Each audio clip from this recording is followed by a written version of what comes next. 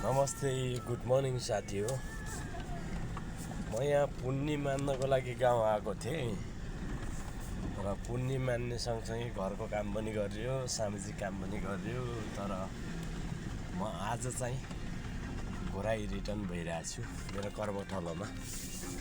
यो मेरो जन्मथलो हो र म यो कर्मथलोमा रिटर्न हुँदैछु। जीवन यस्तै छ, बाँचन्जेल किनभने आफ्नो कर्म गर्नै पर्छ। सत्यता कर्म हुन्छ, धर्म हुँदैन। धर्म नै कर्म हो भन्छन् मान्छेहरूले।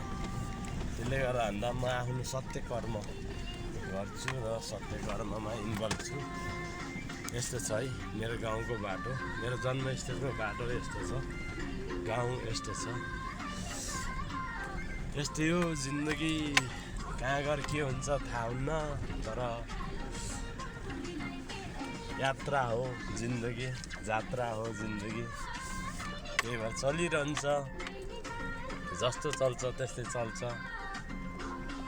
त्यही भएर म आज चाहिँ बिहानै घोराइको यात्रामा छु, आफ्नो कर्मथलोमा।